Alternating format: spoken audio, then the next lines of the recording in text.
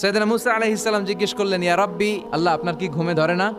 আল্লাহ বললেন, কোনো কথা বলা যাবে না, দুইটা গ্লাসের ভেতরে পানি নাও, পানি ভর্তি গ্লাস নিয়ে তুর পাহাড়ের উপরে দাঁড়াও। সাইয়েদনা মুসা আলাইহিস সালাম দাঁড়ালেন। আল্লাহরে আবার জিজ্ঞেস করলেন, আল্লাহ আমি জিজ্ঞেস করলাম কি আর আপনি করতে বললেন কি? আল্লাহ বললেন, কথা বলো না, যা বলেছি তাই করো। তো মুসা আলাইহিস সালাম কিছু বলতে পারে না, পানি নিয়ে দাঁড়িয়ে রইলেন। মুসা আলাইহিস সালামকে আল্লাহ বললেন, তুমি দাঁড়িয়ে থাকো আর ঘুম রে, বললেন ঘুম তুই মুসারে ধর।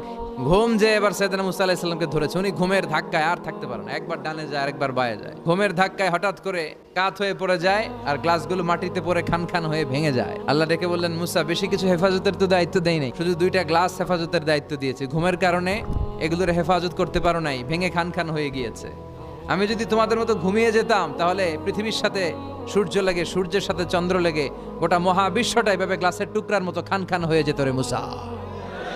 এজন্য লা তাখুযুহু সিনাতু ওয়ালা নাওম, আমার ঘুমেও ধরে না, ঘুমের আগে যে তন্দ্রা আসে ওইটাও ধরে না।